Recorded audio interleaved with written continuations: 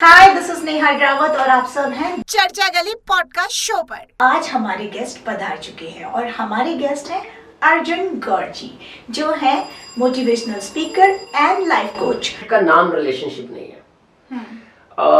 किसी के ऊपर कोई चीज जबरदस्ती थोप देना या कोई चीज जबरदस्ती करवाना या अपने हिसाब से किसी को चलाना, राइट, वो रिलेशनशिप नहीं है। चाहे वो लड़की की तरफ से हो चाहे वो लड़के की तरफ से हो। सर, उसकी फाइनेंशियल स्टेबिलिटी नहीं है तो वो अपने डिवोर्स का स्टेप भी नहीं ले सकती। बच्चे छोटे हैं कई केसेस में, और कई केसेस में तो बच्चे हैं ही नहीं, लेकिन दोनों के बीच इतना लड़ाई झगड़ा हो रहा है कि वो आगे रिलेशन को कैसे लेके जाए। मतलब शांति मिलना मेन मुद्दा है कि हमको खुद को शांति प्रदान हो, खुद को शांति मिले। पहले तो हमें बोलना ही सोच के चाहिए, बिल्कुल सोच के बोले।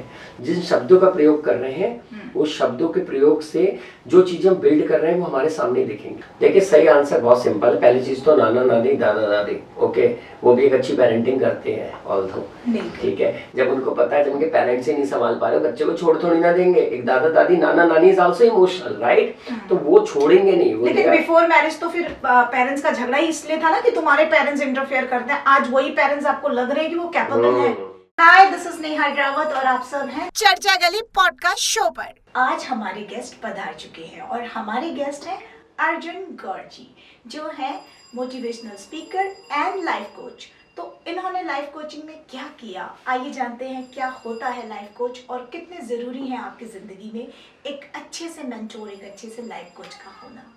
हेलो सर, नमस्ते। आप हमारे शो में पधारे, इसके लिए बहुत बहुत धन्यवाद। सो सर खुद अपना इंट्रोडक्शन देंगे। I am no one to जज हिम, क्योंकि मैं बोलूँगी तो अच्छा नहीं लगेगा।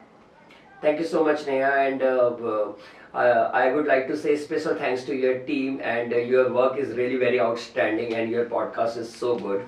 So yeah, I am a wellness entrepreneur and a founder of the Life Zora company. Having this life coaching experience from last 9 years, and before that I was part of the corporate sector. Corporate से life coaching के अंदर आने का सफ़र और life coaching में आने के बाद एक वेलनेस एंटरप्रेन्योर बनने का सफ़र, ये सारी चीज़ें क्यों ज़रूरी हैं, ना कि सिर्फ मेरी खुद की ग्रोथ के लिए, इस सोसाइटी की ग्रोथ के लिए, क्योंकि सोसाइटी की ग्रोथ भी इससे जुड़ी हुई है। आज इस पॉडकास्ट में हम लोग कवर करेंगे। थैंक यू सो मच हमारे शो में पधारने के लिए।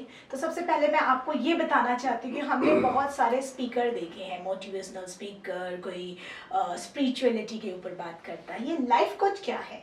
What is life coach actually? हमने देखा है स्विमिंग कोच होते हैं, बहुत सारे किस्म के कोच होते हैं, बट लाइफ कोच होता क्या है sir? Actually life coaching concept आज का नहीं है। Life coaching concept 100 years back old concept है। मुझे पर्सनली ऐसा लगता है कि हम लोग लाइफ कोच से ज़्यादा ज़रूरी है लाइफ रीडिज़ाइन करते हैं, हम लोग लाइफ रिपेयर करते हैं। एक लाइफ कोच या लाइफ स्ट्रैटेजिस्ट का सबसे बड़ा रोल एक इंसान की लाइफ में होता है कि उसकी स्ट्रैटेजिकली हेल्प करना, not just theoretically knowledge, not just theoretically information, इसकी स्ट्रैटेजिकली हेल्प करना। हर इंसान इंडिविजुअल है, हर इंसान की लाइफ इंडिविजुअल है और हर इंसान के चैलेंजेस इंडिविजुअल है। हो सकता है वो चैलेंजेस दोनों एक जैसे लगे, लेकिन उस इंसान का सोचने का तरीका अलग है। तो एक लाइफ कोच स्ट्रैटेजिकली उसको हेल्प करता है उस एरिया से नेक्स्ट लेवल पे लेके जाने का। सब फ्रॉम आपने कॉर्पोरेट में काम किया, उसके बाद ये लाइफ कोच बनने का जो सफ़र था, ये कैसे स्टार्ट हुआ? क्या सोच के आपने ये शुरुआत करी और क्या ऐसी चीज़ें थी जो आपको वहाँ से यहाँ तक का ये जो डिफरेंस है, दोनों लाइफ बहुत अलग हैं। एक आप कॉर्पोरेट स्लेव हैं एक जगह, और यहाँ अब आप लोगों को ज़िंदगी जीने का तजुर्बा सिखाते हैं, ना हार मानने के रास्ते बताते हैं। जब वो बहुत हार जाते हैं तो उन्हें आप एक रास्ता दिखाते हैं, उन्हें मोटिवेट करते हैं कि ज़िंदगी ऐसे ही है, जीनी तो पड़ेगी, लेकिन अच्छे से जियो। ये वाला सफ़र बताइए। देखिए, सबसे पहले मैं ये बोलना चाहता हूँ कि मैं कोई नहीं होता किसी को रास्ता दिखाने वाला, क्योंकि रास्ते इंसान खुद ढूंढता है। अवेकनिंग इंसान की खुद की सेल्फ से होती है। बस वहाँ पे एक राइट मेंटरशिप और एक राइट गाइडेंस, मुझे ऐसा लगता है हर इंसान को जरूरी है। इवन अर्जुन को भी भगवान कृष्ण की मेंटरशिप की जरूरत थी, और मेंटरशिप के बिना किसी की भी लाइफ कंप्लीट हो ही नहीं सकती। इवन मेरे भी मेंटर हैं और आज भी, जिनकी वजह से मैं आगे बढ़ रहा हूँ और उस हिसाब से चीजें करता हूँ। अब आपने जो क्वेश्चन पूछा कि कॉर्पोरेट से मेरी जर्नी यहाँ कैसे हुई, मैं कोच क्यों बना, मुझे पर्सनली ऐसा लगता है when I was in corporate sector, obviously मेरी एक बहुत अच्छी नौकरी थी एंड मैं बहुत अच्छा कर रहा था वहाँ पे। I was the top performer and amazing people interaction and all, वो एक corporate life, it was very good. लेकिन कहीं ना कहीं मेरा सेल्फ हमेशा, बिकॉज मेरे फादर जो थे वो बहुत सोशल थे, उनकी आदत थी लोगों की हेल्प करना, ह्यूमैनिटी में बिलीव करना, और ऑब्वियसली वही चीजें मेरे अंदर भी कहीं ना कहीं है जो मैं आगे कैरी करता हूँ। तो जब मैं कॉर्पोरेट में था तो आई फेल्ट समवेयर कि मैं इस चीज के लिए, कॉर्पोरेट जॉब के लिए बना ही नहीं हूँ। और मुझे कहीं ना कहीं ऐसा लगा मेरे अंदर जो मेरा पोटेंशियल है, मेरा जो स्किल है, वो है नेशन सर्व करना, यूनिवर्स को सर्व करना, और उस कर्म को करना जिसके लिए एक्चुअली मेरा पर्पस ऑफ लाइफ है। दैट इज द रीजन उस अवेकनिंग ने मेरे को और ज्यादा एनलाइटेड किया, मेरे अंदर एक ऐसी एनर्जी बिल्ड करी कि जहां पे मेरा वो मोटिवेशन जो जगह, जिसे कहते हैं ना, वो आग जगना, वो आग मेरे अंदर लगी ऐसी कि कुछ भी हो जाए लाइफ में, सिर्फ अपने लिए नहीं दूसरों के लिए भी जीना ही है, वही रियल जिंदगी है। That is a fire, is the reason of my life coaching journey. So ये मोटिवेशनल स्पीकर तो हम जानते हैं, चलो ये लाइफ कोच बनने के लिए कोई कोर्स करना पड़ता है, या वैसे तो लोग अपने एक्सपीरियंस से किताबें पढ़ के चीज़ें करते हैं, तो इसके लिए कोई कोर्स होता है, या नॉर्मली लोग मतलब चीज़ों से सीखते हैं, इतना अच्छा बोलते हैं, हम दूसरों की बातों पे बहुत कम लोग कन्विंस होते हैं, जैसे कि हमारे साइकिटिस्ट होते हैं, उस टाइप का ये field I think most probably है। क्या डिफरेंस है इन चीज़ों में? देखिए, आज की डेट में वेलनेस एक बहुत बड़ा सेक्टर है, और मेंटल हेल्थ की बात करूँ उसमें चाहे साइकोलॉजिस्ट हो, साइकियाट्रिस्ट हो, या लाइफ कोच हो, वो अपनी अपनी जगह पे डिफरेंट अप्रोचेस के साथ रोल प्ले कर रहे हैं। हर इंसान इस डोमेन में बहुत अच्छा कर रहा है। और जो आपने क्वेश्चन पूछा सर्टिफिकेशन का, सो जाहिर सी बात है आपके लिए ऑथेंटिसिटी रियली मैटर करती है, आपके क्लाइंट के लिए, आपके कोची के लिए जो आपके पास आ रहा है। लाइफ एक्सपीरियंस एक बहुत बड़ा रोल प्ले करता है, क्योंकि life strategy is not just theoretical approach, is somewhere related with the practical approach. And we as a life strategist believe non judgemental होना बहुत जरूरी है, जिसके कारण हम लोग प्रैक्टिकली ज्यादा लोगों को एक्सेस करते हैं, ताकि वो मेंटली, इमोशनली, फिजिकली, स्पिरिचुअली अपने आप के साथ कनेक्ट करें, और उसके साथ साथ सिर्फ काउंसलिंग से करेक्ट ना करें, उसके साथ साथ इंपॉर्टेंट है थेरेपेटिक अप्रोचेस, और जो कि कोचिंग का करिकुलम का मॉड्यूल का हिस्सा होता है, जहां पे हमारे ट्रेनर्स, हमारे मेंटर्स हमको उस लेवल पे ले जाके ट्रेन करते हैं। क्योंकि जब तक खुद ही ट्रांसफॉर्म नहीं है तब तक हम दूसरे को ट्रांसफॉर्म कर ही नहीं सकते। जब तक मैं खुद ही सुबह मॉर्निंग में नहीं उठ रहा हूँ, माइंडफुलनेस प्रैक्टिस नहीं कर रहा हूँ, मैं तब तक किसी को कैसे कह सकता हूँ कि उठो, मेडिटेशन लगाओ, करो, ध्यान लगाओ, और मुझे खुद ही नहीं पता कि ध्यान लगता कैसे है। So yes, this is the whole approach की हॉलिस्टिक अप्रोच सेल्फ ट्रांसफॉर्मेशन के लिए इस जर्नी से निकलना बहुत जरूरी है, इसलिए इंसान इस कोर्स को करता है।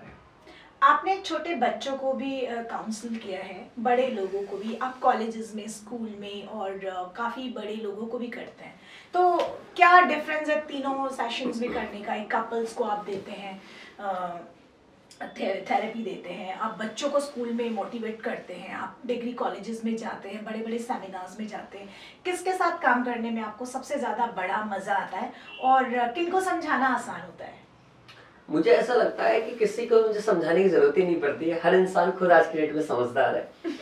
ठीक है, हर इंसान खुद आज की डेट में बहुत नॉलेजेबल है। हम लोग बहुत डिजिटल वर्ल्ड के अंदर जी रहे हैं, और पर्सनली मैंने जैसा आपको बताया, मैंने अपना करियर बहुत जल्दी शुरू किया था, तो मुझे ऐसा लगता है कि कहीं ना कहीं सारे एज ग्रुप के लोग, चाहे वो टीन एज हो, एडल्टहुड में हो, या चाइल्ड हो इवन, है ना, हर इंसान का माइंड, हर इंसान का ब्रेन अपने हिसाब से ऑपरेशनल होता है, फंक्शन करता है। और we as a life coach, हमारी एक रिस्पॉन्सिबिलिटी होती है कि सबसे पहले उसके माइंड को हम एक्सेस करें उसके लेवल पे जाके। ठीक है, जब तक हम उसके माइंड को उसके लेवल पे जाके एक्सेस नहीं करेंगे तब तक उसमें मजा नहीं आएगा। And the best part is that मुझे करने में मजा आता है। अगर कोई बच्चा होता है, मुझे बच्चा बनने में मजा आता है। मुझे कोई ऑब्वियसली एक जेनजी है आज की डेट में, मुझे जेनजी के साथ कनेक्ट करने में मजा आता है। अब तो जेन अल्फा आ गया है, तो जेन अल्फा के साथ आप कनेक्ट करेंगे बहुत मजा आएगा।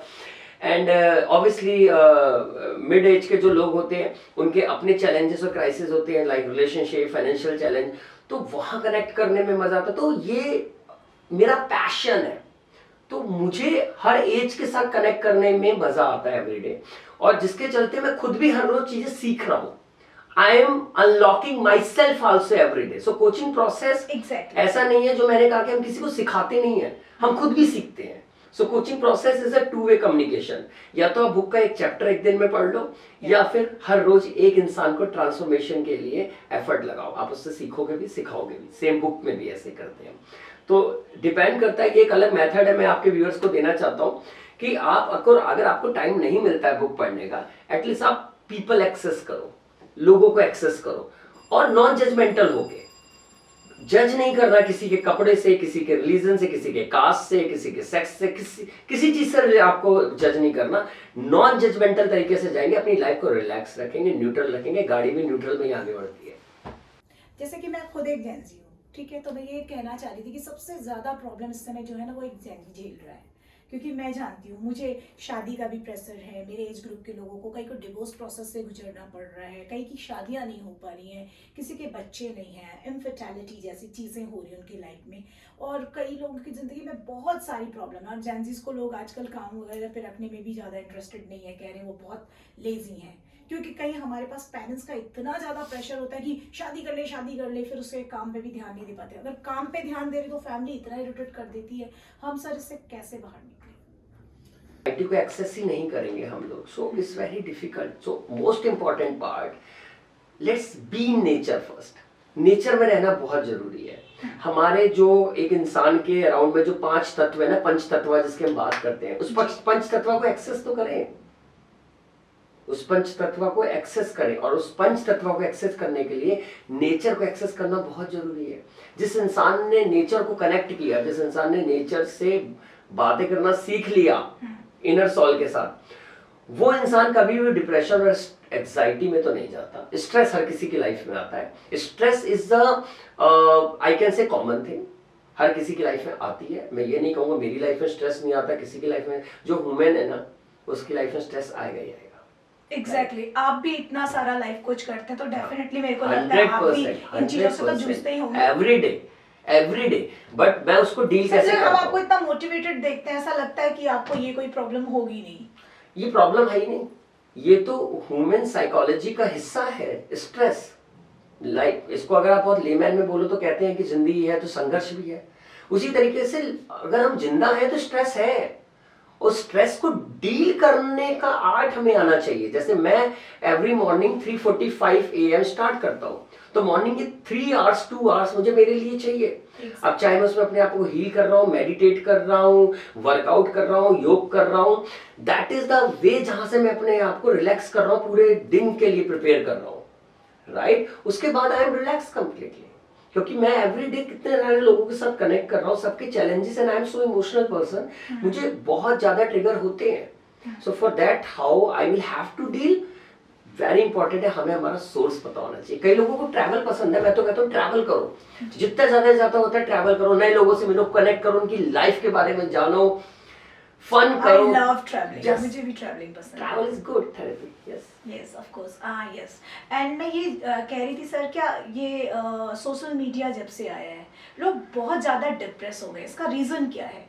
चाहे वो बच्चे हों, हमारे पेरेंट्स हों, या हम कपल्स हों, या गर्लफ्रेंड बॉयफ्रेंड्स हो, या हस्बैंड वाइफ हो, जो भी हुएवर, वर्किंग लोग भी आई थिंक बहुत डिप्रेस हो गए हैं।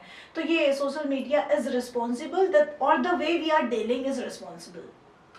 देखिए सोशल मीडिया मतलब अब ये बहुत ना contradictory actually, right. Social media responsible नहीं भी है, सोशल मीडिया रिस्पॉन्सिबल है भी, आप इन दोनों चीज़ों को कह सकते हो। लेकिन मुझे ऐसा लगता है हर चीज़ के प्रॉज एंड कॉन्स होते हैं, करेक्ट, हर चीज़ के प्रॉज एंड कॉन्स होते हैं। हाँ। अगर एक सोशल मीडिया है तभी शायद आज और आप और हम ये पॉडकास्ट कर रहे हैं, तभी शायद इस पॉडकास्ट को करके हम उन हजारों लाखों लोगों तक मैसेज पहुंचा सकते हैं जो हमारा ये पॉडकास्ट देख रहे हैं, ताकि उनको अपनी लाइफ में कहीं ना कहीं छोटे छोटे कंट्रीब्यूशन हो। ये भी सोशल मीडिया है तभी ये हो रहा है। दूसरे एंगल पे हम बात करते हैं सोशल मीडिया में किस तरीके के कंटेंट को आपका बच्चा, वो इंसान एक्सेस कर रहा है, उसको आइडेंटिफाई करना बहुत जरूरी है। टाइप ऑफ कंटेंट मैटर करता है सोशल मीडिया पे, राइट। तो तो आपकी पेरेंट्स चॉइस। कैसा ध्यान रखें अपने बच्चों का? बच्चे तो आजकल खुद ही अपना ध्यान रख लेते हैं part of the joke. Yes. Parents को सी मुझे ऐसा लगता है कि पेरेंट्स सबसे पहले बच्चों को ध्यान रखने से पहले अपने खुद के शेड्यूल का ध्यान रखें, अपने एक हेल्दी लाइफस्टाइल का ध्यान रखें जी। एंड प्लस बच्चे के ऊपर इतना प्रेशर ना दें मेंटली, क्योंकि रिसेंटली मैंने थोड़ा जो फील किया है वो ये है कि बच्चे ना इमोशनली सेंसिटिव है, राइट? अब ज्यादा सेंसिटिव है या पहले के बच्चे ज्यादा सेंसिटिव थे? क्योंकि आप उनके साथ अभी थोड़ा ज्यादा मुझे लगता है, क्योंकि अभी क्या है, अभी जैसे एक छोटा सा एग्जांपल देता हूँ, अगर कोई 5 to 6 ईयर का बच्चा है ना, जी। उसको अगर आप 4 लोगों के आगे डांट दो ना तो उसको बुरा लगेगा। यस, मैंने ये देखा है, सेल्फ ईगो पे आ जाती है। सेल्फ ईगो पे आ जाता है। हाँ। और मैं तो जब 10th क्लास में था ना, तब तो 12 लोगों के आगे मेरे पापा ने मेरी पिटाई करी है, मुझे तो कुछ नहीं हुआ। हाँ, मेरी माँ तो आज भी मारती है ना कुछ नहीं हुआ। नहीं तो सच में, क्योंकि this is मेरे the ना मेरे difference. मामा जी का बेटा है, he is just like 10 years. तो एक दिन मेरी मॉम ने उसे बोला कि तुम इनको डांटते क्यों नहीं, बड़ा बदतमीज हो रहा है। तो मेरे मामा जी ने कहा कि उसको ना हर्ट हो जाता है, उसकी ईगो पे आ जाती है, उसको बहुत बुरा लगता है। तो मेरी मॉम ने कहा हमारे बच्चों को तो तूने खूब पीटा हुआ है, तो आज तू तेरा बच्चा है तो उसकी सेल्फ ईगो याद आ गई। तो कह रहे ये तो पुराने बच्चे, वो और नया बच्चा है। तो हाँ, मैंने ये चीज नोटिस की आज के बच्चों को, like they are very emotional sensitive है। बच्चों का इमोशंस का बहुत ध्यान रखना चाहिए पेरेंट्स को। जितना ज्यादा हो सके उन्हें पैम्पर करो, और पैम्पर करने के साथ साथ उनके साथ ना माइक्रो मैनेजमेंट मत करो। ये किया, ये क्यों नहीं किया, ये कैसे किया, ये कितना किया, टोका टाकी बहुत ज्यादा अच्छी नहीं है।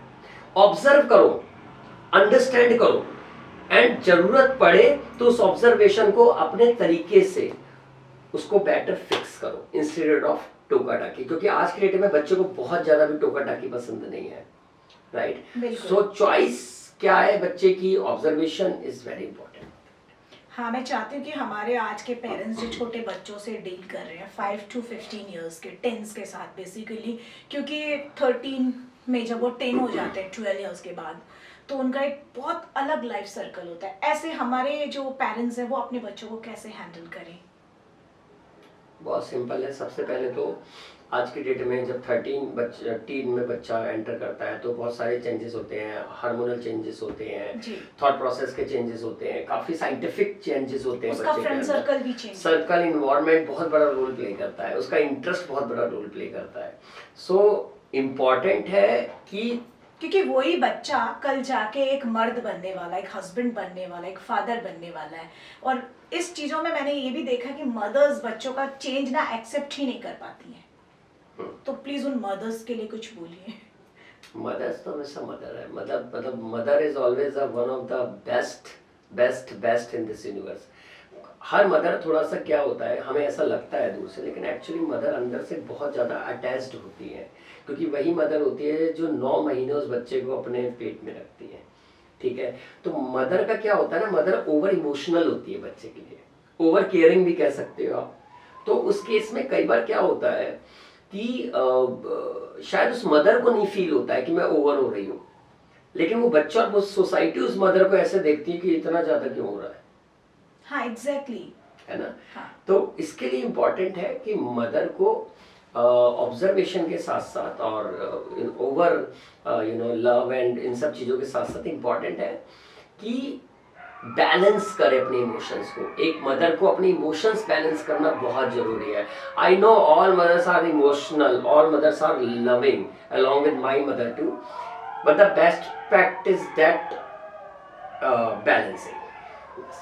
बट मैंने सुना है आप रिलेशनशिप कोच हैं, तो मैं एक चीज़ ये बोलना चाह रही हूँ कि कई लोग सोशल मीडिया में, मैंने बहुत सारे ऐसे थेरेपिस्ट हैं जिनके मुंह से सुना है कि मदर का ओवर इमोशनल होना बेटा या बेटी के प्रति उनकी शादियों का रिलेशन खराब करता है। इस बारे में क्या बोलेंगे?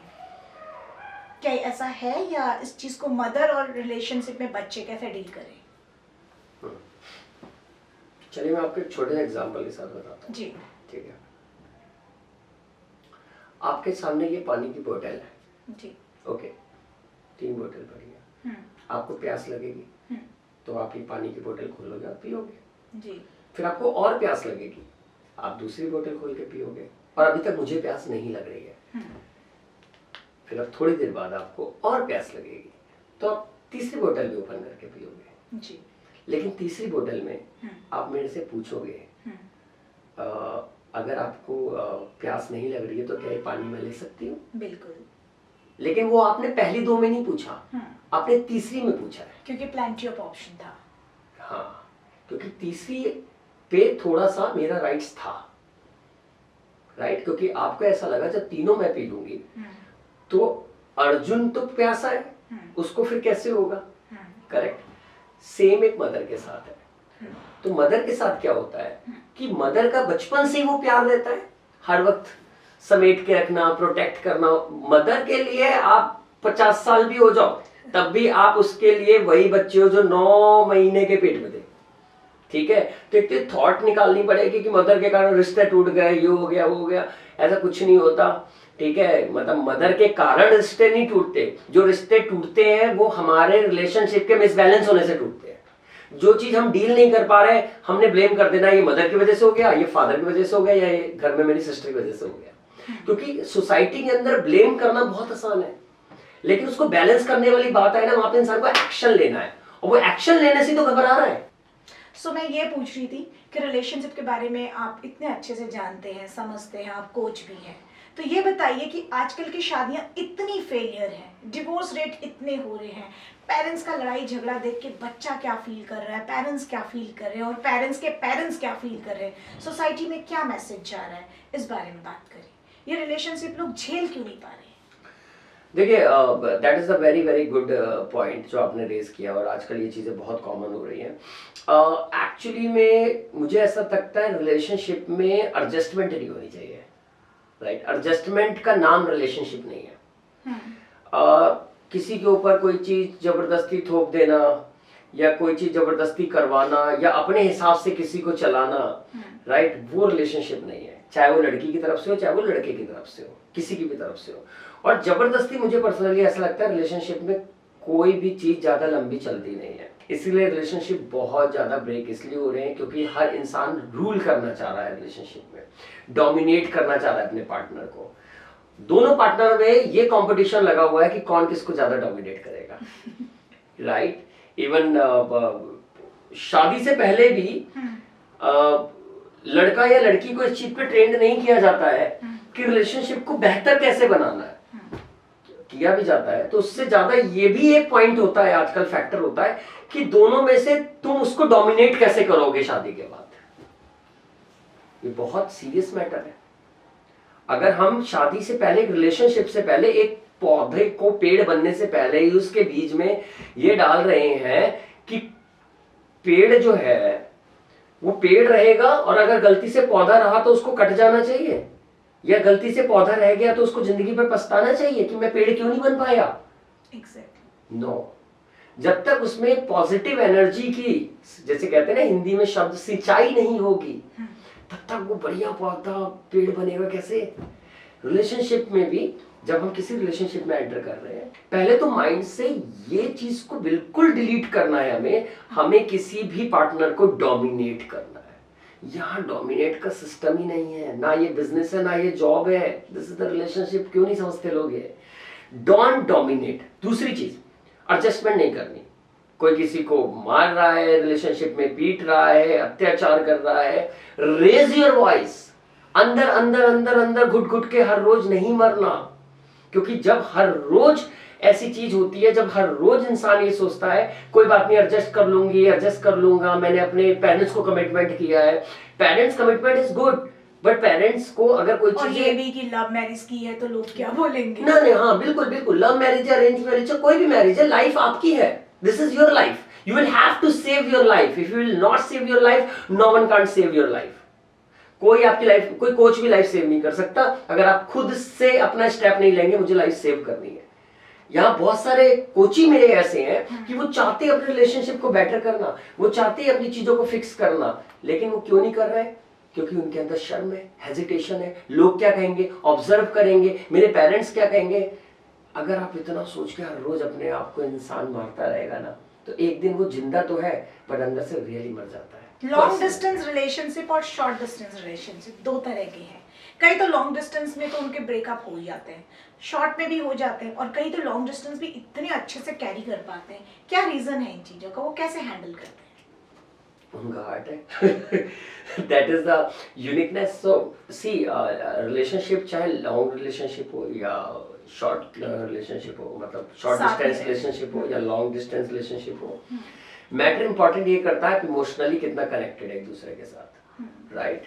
क्योंकि ठीक है, आप इमोशनली पहले कनेक्टेड हैं या फिजिकली पहले कनेक्टेड होना चाहते हैं, वो प्रायोरिटी भी आपके रिलेशनशिप में आपको क्लियर होनी चाहिए। Is it relationship priority on your emotionally spiritually connection, और is it relationship starting with the physical connection? Sir family क्या है? दो लोगों के साथ रहने को फैमिली बोलेंगे या पूरा एक परिवार का समूह? देखिए, दो लोगों का साथ रहना भी फैमिली है, पूरे परिवार का साथ रहना भी फैमिली है। फैमिली केसेस में इकलौता बेटा है, बहू उनके साथ नहीं रहना चाहती, उनके लाइक टर्म्स नहीं बन रहे हैं आपस में, तो ऐसे सिचुएशन में कैसे डील किया जाए? देखिए, ये क्वेश्चन ऐसा है ना जो एक राष्ट्रीय मुद्दा है। नहीं, बिल्कुल राष्ट्रीय मुद्दा है, तभी तो हमारे क्लाइंट की फरमाइश है, भाई हमारे लोग सुन रहे हैं आपको, तो आपको बताना पड़ेगा ना। नेहा जी, देखिए क्या होता है कि अगर किसी का इकलौता बेटा है, राइट, और उसकी वाइफ का उनकी फैमिली वालों के साथ शादी के बाद कहीं ना कहीं कन्फ्लिक्ट रेगुलर हो रहा है, ओके, उस केस में सबसे पहले इंपॉर्टेंट है उस कन्फ्लिक्ट को फिक्स करना। आपको पता है, आज इतनी मेंटल हेल्थ की अवेयरनेस होने के बावजूद भी सुसाइड रेट और बढ़ भी रहे हैं, आप ये देखिए। जी बिल्कुल। ठीक है, रीजन पता है क्या है? कि लोगों के अंदर ना थोड़ी एक्सेप्टेंस खत्म होती जा रही है। एक्सेप्टेंस की, हाँ मेरे अंदर ये चैलेंज है, मुझे फिक्स करना है। वो डिफेंड करने में ज्यादा बिलीव कर रहे हैं। बिल्कुल। डिफेंडिंग मोड, जब तक आप डिफेंडिंग मेथड्स में रहेंगे ना किसी भी रिलेशनशिप में, तब तक कोई भी चीज फिक्स नहीं हो सकती। लाइक मेरे पास बहुत सारे सेशंस आते हैं, उन्हें फिक्स तो करनी है सिचुएशन, लेकिन उसके बाद वो क्या करते हैं, वो सबसे पहले फिक्स करने से पहले वो अपने आप को डिफेंड करते हैं फर्स्ट स्टेटमेंट में, सरेंडर नहीं करते। हर विक्टिम डिफेंड करता है ना, हर तो victim- पता चल जाता है। एब्सोल्युटली, जो डिफेंड करेगा वो विक्टिम है। एग्जैक्टली। लेकिन यहाँ पे एक दूसरा एस्पेक्ट ये है ना कि जब तक आप एक्सेप्ट ही नहीं करोगे तब तक आप अपने अंदर ट्रांसफॉर्मेशन नहीं कर सकते, राइट? सो रिलेशनशिप में भी यही होता है कि जब आपने जो क्वेश्चन पूछा कि वो सिंगल है और अलग अलग रहना चाहते हैं, all and all, priority depend करती है उस फैमिली की। Every individual family is different. गलत और सही की तो बात ही नहीं है, मैंने बोला गलत और सही की कोई डेफिनेशन नहीं है, इस अलग डिफरेंट है चीजें। तो उसको डील करने की आपकी सिचुएशन, स्ट्रैटेजी भी डिफरेंट होनी चाहिए, ताकि आप उसे काम तरीके से अच्छे से अपने पार्टनर के साथ मिलकर चीजों को डील कर सके। क्योंकि एक पेरेंट्स का भी उतना ही हक बनता है बुढ़ापे में अपने बच्चे का सपोर्ट लेना, जितना बच्चे ने बचपन में उस पेरेंट्स का सपोर्ट लिया था। शादी निभानी जरूरी है या रिश्ता निभाना जरूरी है? दोनों। एक रिश्ता आपका बचपन से जुड़ा हुआ है, और एक रिश्ता आपका इमोशंस के साथ जुड़ा हुआ है, जो अभी शादी के बाद भी जुड़ा हुआ है, जो बहुत डीप रिलेशनशिप है। दोनों रिश्ते बहुत जरूरी है। तो सर इनको कैसे ठीक किया जाए? बहुत परेशानी लोगों को आज फेस करना पड़ रहा है। देखिए, इसको ठीक करने के लिए सबसे इम्पोर्टेंट है, देखिए फर्स्ट ऑफ ऑल मुझे ऐसा लगता है किसी भी चीज को, आपने फीमेल के अगेंस्ट बोला ना, अब हमारे मेल्स के लिए नहीं, आप बता रहे थे फीमेल ऐसा मतलब ओवरडू कर जाती है। नहीं, मैंने ये नहीं कहा, मैंने ये बोला चाहे वो मेल हो चाहे वो फीमेल हो, try to understand my point. जी। मैं कहना चाह रहा हूँ चाहे वो मेल हो चाहे वो फीमेल हो, करेक्ट, सबसे पहले डिफेंडिंग नहीं होना। ऐसा नहीं है कि फीमेल की ही लड़ाई अपनी मदर इन लॉ से होती है हमेशा। अगर हस्बैंड मार रहा पीट रहा तो औरत क्या करे? भाई आवाज रेज करे ना, और क्या करे, she will raise her voice. Sir उसकी फाइनेंशियल स्टेबिलिटी नहीं है तो वो अपने डिवोर्स का स्टेप भी नहीं ले सकती। बच्चे छोटे हैं कई केसेस में, और कई केसेस में तो बच्चे हैं ही नहीं, लेकिन दोनों के बीच इतना लड़ाई झगड़ा हो रहा है कि वो आगे रिलेशन को कैसे लेके जाए। देखिए, जैसा मैंने पहले कहा कि आपकी मेंटल हेल्थ का स्ट्रांग होना बहुत जरूरी है। ऐसे चैलेंजेस को डील करने के लिए आपकी better psychology and positive mindset बहुत बड़ा रोल प्ले करता है, right? And I personally believe जो इंसान एवरीडे 5 चीजों के ऊपर अपने काम करता है, physical, mental, emotional, spiritual and intellectual, उस इंसान के पास कुछ ना कुछ सॉल्यूशन होता ही है। मैं फिर से रिपीट कर रहा हूँ, फिजिकल, मेंटल, इमोशनल, स्पिरिचुअल और इंटेलेक्चुअल, ये 5 एरिया हर इंसान को इम्पोर्टेंट है। रोज अपने ऊपर इसके ऊपर इम्प्रोवाइज करना, अपग्रेड करना, काम करना।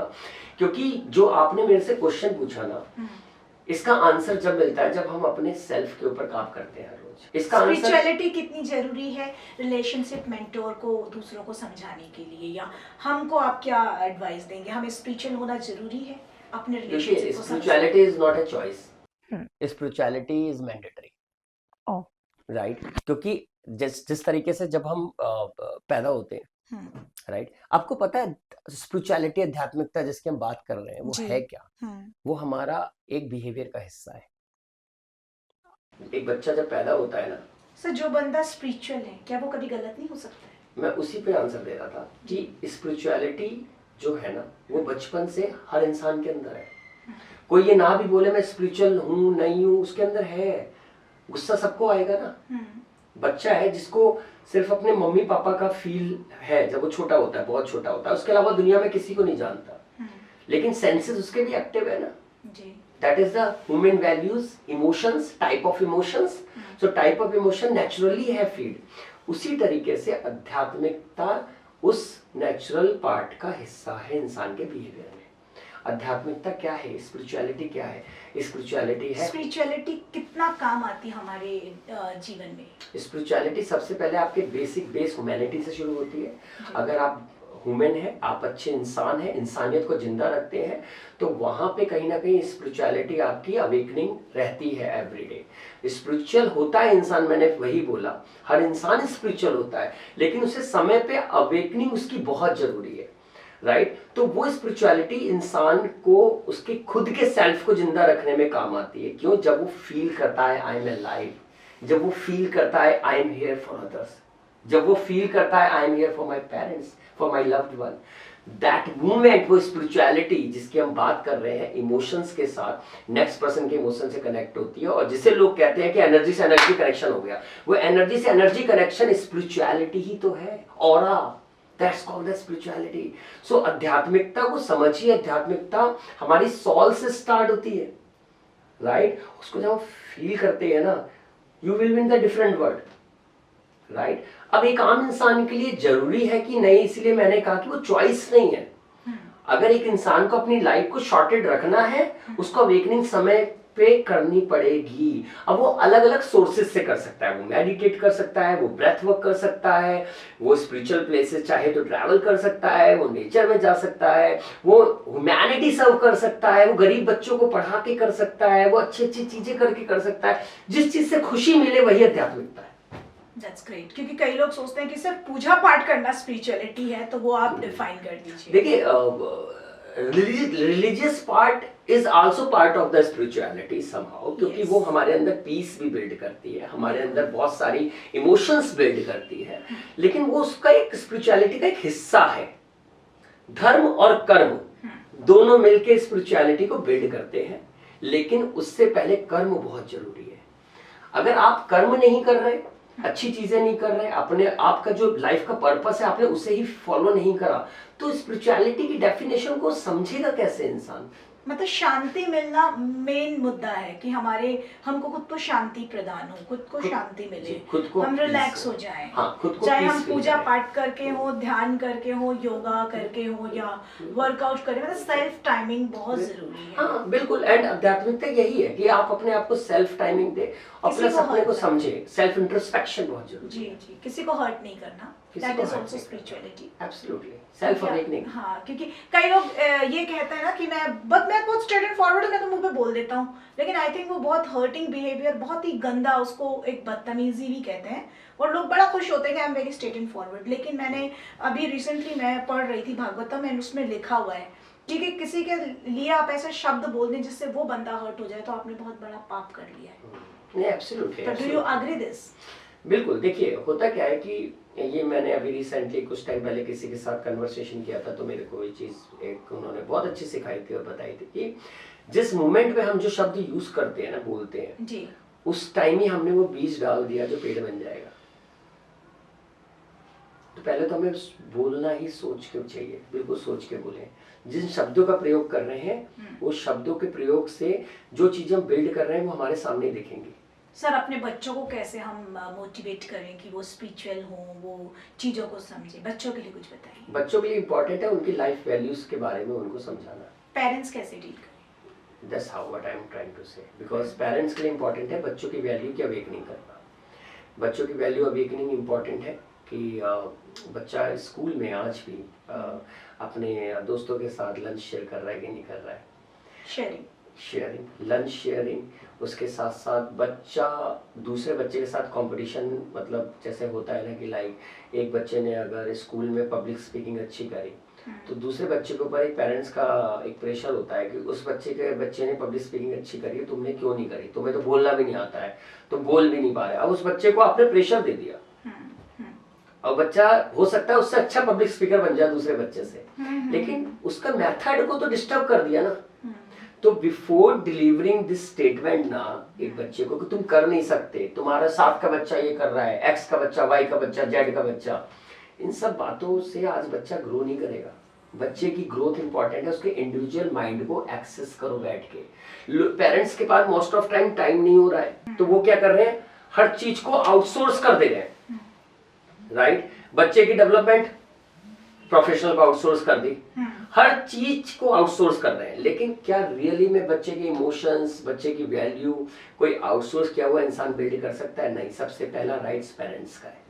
तो बच्चे ग्रैंड पेरेंट्स के साथ रह के कितना अच्छा कुछ सीख सकते हैं, मतलब ग्रैंड पेरेंट्स का साथ कितना जरूरी है बच्चों को? ग्रैंड पेरेंट्स की ब्लेसिंग्स ही बहुत बड़ी चीज होती है।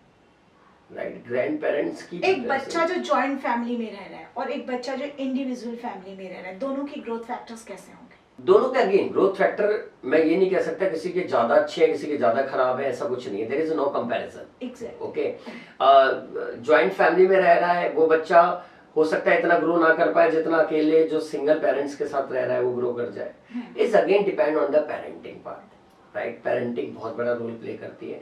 जॉइंट में ये है कि ग्रैंड पर जहाँ मॉम डैड खुद ही लड़ रहे हैं, पेरेंट्स खुद ही आपस में एक दूसरे के बाल नोच रहे हैं, खींच रहे हैं, एक दूसरे से भद्र भाषा का इस्तेमाल कर रहे हैं, लड़ाई झगड़े कर रहे हैं, ऐसे बच्चे के मेंटल हेल्थ पे क्या असर पड़ेगा? बहुत बुरा असर पड़ता है।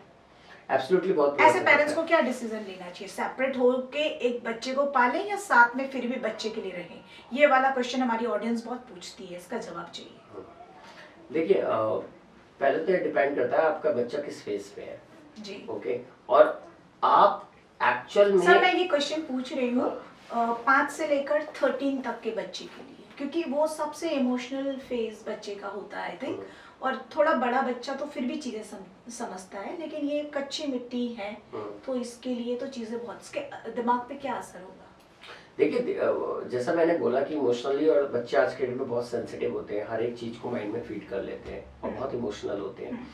तो इम्पॉर्टेंट है कि अगर ऐसा कुछ होता है, राइट, पेरेंट्स लड़ रहे हैं आपस में, हर जगह हस्बैंड वाइफ हर जगह लड़ाई होती है, कहाँ नहीं होती है, राइट।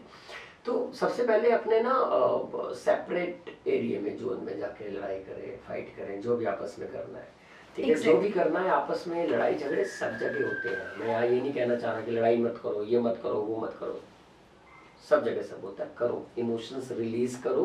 तो लड़ाई का एक रूम होना चाहिए अलग। हाँ, फाइट रूम नहीं, फाइट टाइम होना चाहिए जिसमें आपका बच्चा ना हो उस टाइम, क्योंकि बच्चे की प्रेजेंस नहीं होनी चाहिए वहां पे, करेक्ट, ताकि वो बच्चा एटलीस्ट, क्योंकि हम लोग मैच्योर हैं, वो पेरेंट्स मैच्योर हैं, वो तो बाद में अपने आप को डील करके आपस में फिक्स कर लेंगे, लेकिन वो बच्चे पे तो फीड करा गए ना, अब वो फिक्स नहीं कर सकते जल्दी। तो उसके लिए इंपॉर्टेंट है लड़ाई अकेले में करें, बच्चे के सामने ना करें। नहीं, वो ट्रॉमा बच्चा पूरी जिंदगी आएगी। हाँ, ट्रॉमेटिक होते हैं, बच्चा इवन अगेंस्ट हो जाता है कई बार पेरेंट्स के। मेरे पास तो ऐसे केसेस भी आते हैं जब बच्चा कहता है मुझे पेरेंट्स के साथ रहना ही नहीं है, इनका लास्ट नेम लगाना ही नहीं है, और जब मैं एक्सेस करता हूँ पेरेंट्स तो बहुत ध्यान रख रहा है, तो पता चलता है कि भाई पेरेंट्स ध्यान तो रख रहा है, लेकिन जब वो बच्चा छोटा था तो पेरेंट्स उसके आगे लड़े थे। अब बच्चा क्या होता है, बायस्ड हो जाता है, मम्मी का फेवरेट है, पापा ने गलत किया, वो पापा के अगेंस्ट हो गया, वो पापा का फेवरेट है, मम्मी के अगेंस्ट हो गया। तो और कई बार क्या होता है कि मम्मी और पापा की लड़ाई का बेनिफिट भी बच्चे उठाते हैं,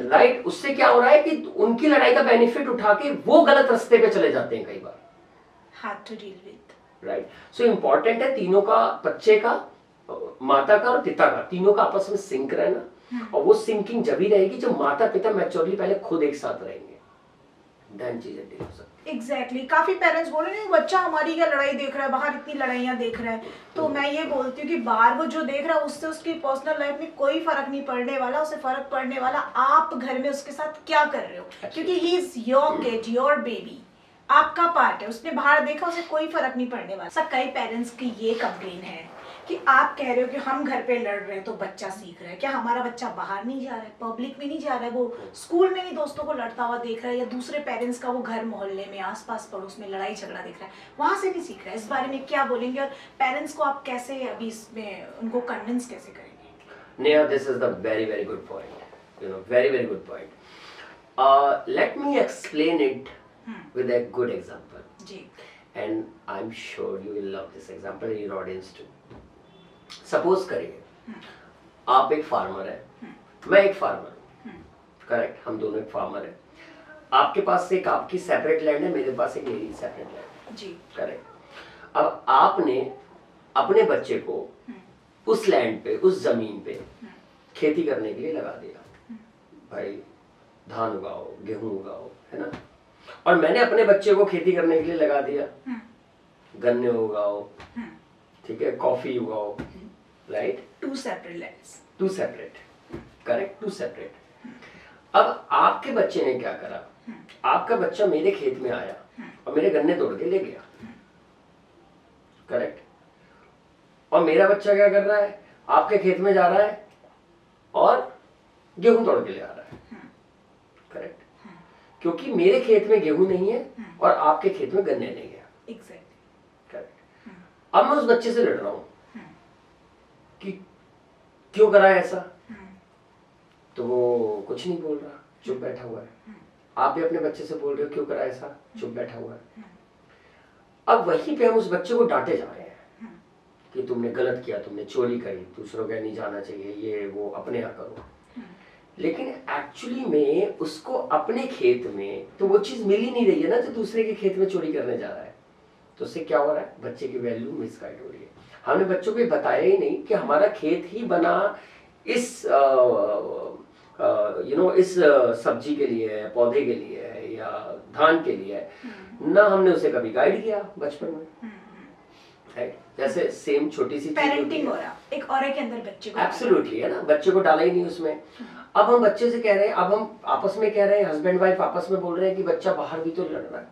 अरे बाहर तो वो दूसरे की उस खेती, उस चीज को लेने गया है ना जो उसके थी ही नहीं, उसके लिए उसे डांट क्यों रहे हो, राइट। लेकिन उसको फर्क जब पड़ेगा जब आपके घर में गेहूं और धान आपकी जमीन में उग रहा है और आप उसे वो देने से ही मना कर दोगे, वो उसमें ज्यादा हर्ट होगा, क्योंकि दूसरी वाली तो उसके लिए चोरी है, तो आप उसे रोक सकते हो, लेकिन जो अपने में नहीं दे रहे वो तो आप सबसे ज्यादा गलत कर रहे हो। तो अपनी जमीन पे आप कोई धान या चावल उगा रहे हो और अगर नहीं दे रहे हो, वो गलत कर रहे हो आप। दूसरे की ले ना ले उससे कोई फर्क नहीं पड़ता, क्योंकि वो दूसरे की जमीन है, दूसरे की पेरेंटिंग है, करेक्ट। सेम उसी तरीके से बचपन में, चाइल्डहुड में, स्कूलों में क्या सिखाया जाता है, ए फॉर एप्पल, एप्पल का कलर रेड, राइट। लेकिन वही बच्चा जब धीरे धीरे बड़ा होता है, एडवांस खेतों में जाता है, हिमाचल में जाता है एप्पल खाने, तो वहां देखता है ग्रीन एप्पल, एप्पल ग्रीन होता है।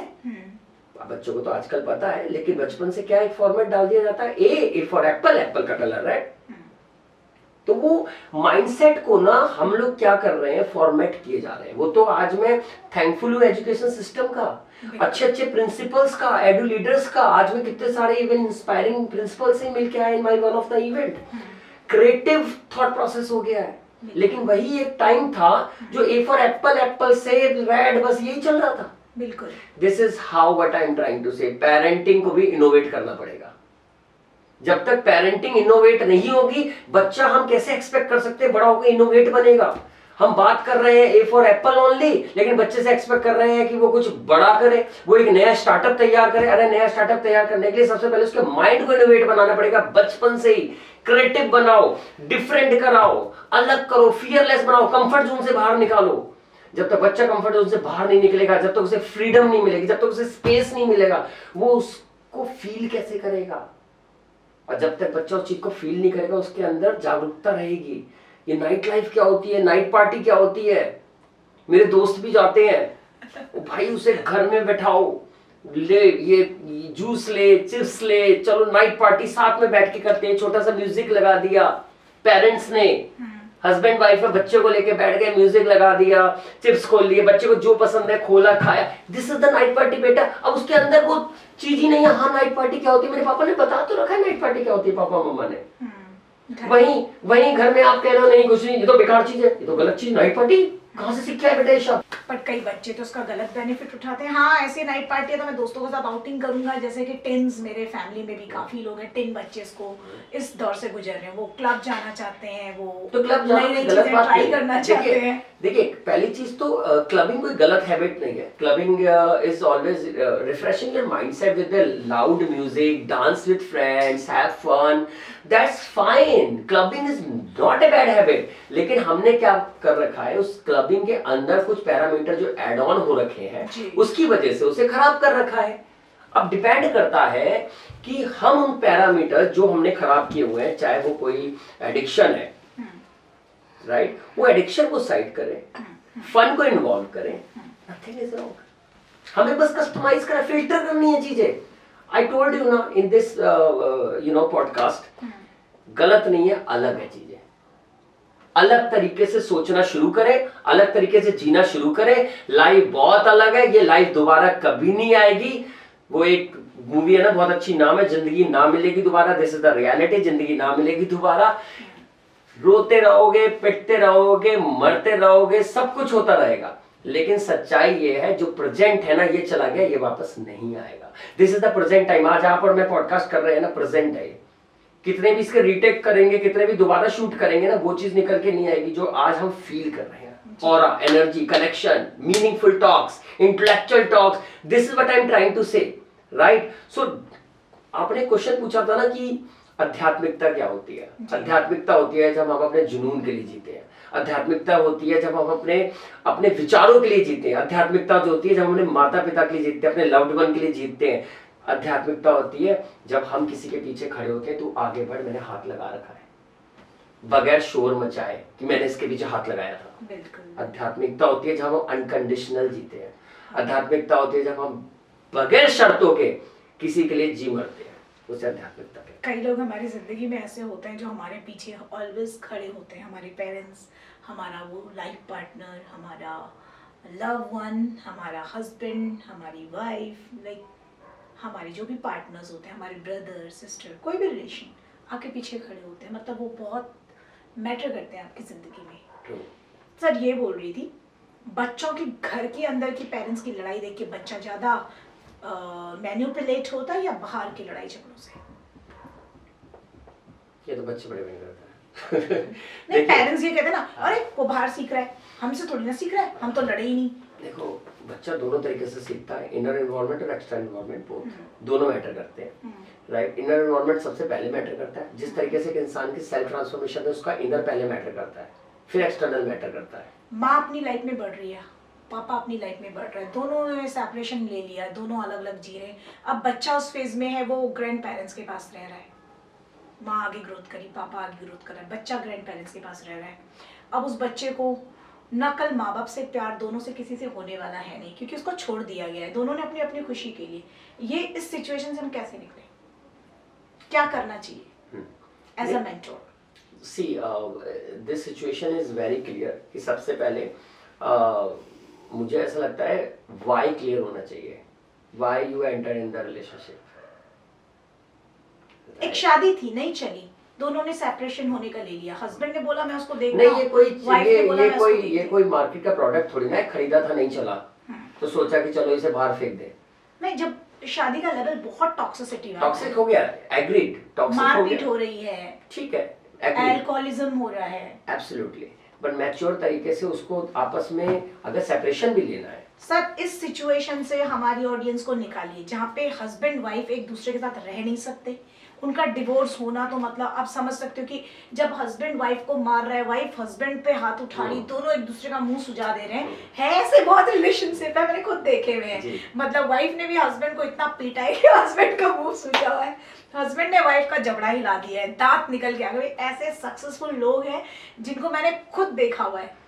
वाइफ इतनी सक्सेसफुल है, पर डे की इनकम उसकी लाख लाख रुपए, लेकिन पति उसका जबड़ा तोड़ दे रहा है। मैं इसमें बस पहले तो आपके ऑडियंस को एक चीज करेक्ट करना चाहता हूँ कि सक्सेस सिर्फ पैसों से नहीं होती है, और अगर कोई इंसान सक्सेस और जबड़े तोड़ रहा है अपने पार्टनर को, वो सक्सेस हो ही नहीं सकता है, क्योंकि सक्सेसफुल की डेफिनेशन तो पहले वैल्यू सक्सेस करना है ना जी, राइट।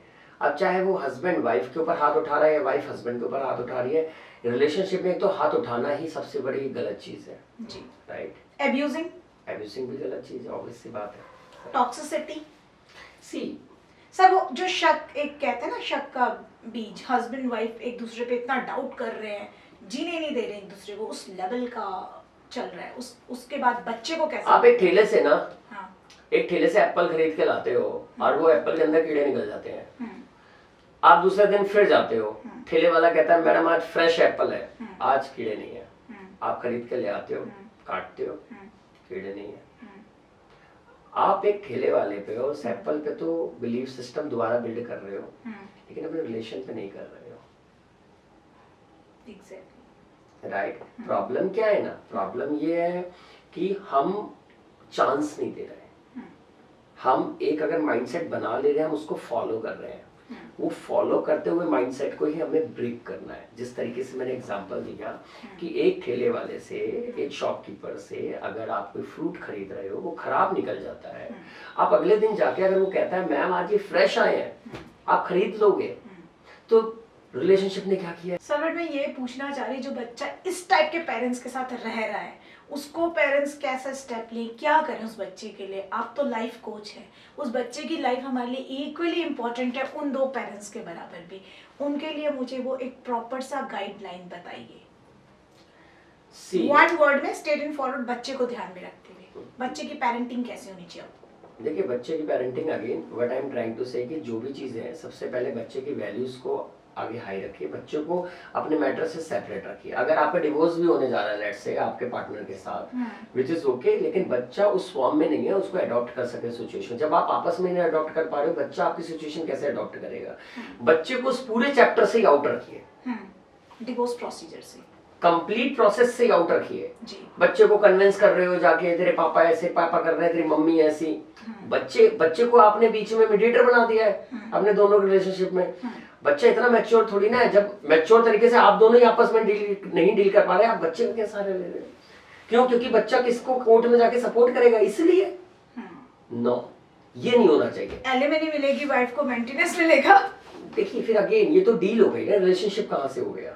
हाँ, बट आजकल के रिलेशनशिप तो इसी दौर पे चल रहे हैं, तो मैं तो क्लियर बोल रही, मैं तो किसी से नहीं डरती, मैं तो नहीं, तो ये डील सिस्टम ही तो खत्म करना है। और वाइफ वो मेंटेनेंस भी ले रही, वो एलिमनी भी ले रही, तभी भी उस बच्चे का ध्यान नहीं रख रही, वो अपने बॉयफ्रेंड के साथ घूम रही है, हस्बैंड अपनी गर्लफ्रेंड के साथ घूम रहा है, बच्चा कोई दादा दादी, कोई नाना नानी। नहीं, मैं आपके ऑडियंस को बोलना चाहूंगा कि रिलेशनशिप किसी भी स्टेज पे किसी का भी है, I am not commenting on that, क्योंकि हर इंसान का इंडिविजुअल पर्सपेक्टिव है, चैलेंज है। मैं किसी की लाइफ को कमेंट नहीं कर सकता यहाँ पे कि कौन सही है कौन गलत है, I am not here for that. मैं बस ये कहना चाह रहा हूं कि बच्चों ने कुछ नहीं बिगाड़ा, बच्चों पे बस फर्क मत डालिए, उनको मैटर से आउट रखिए, सेपरेट रखिए, बच्चों की ग्रोइंग स्टेज पे ध्यान दीजिए।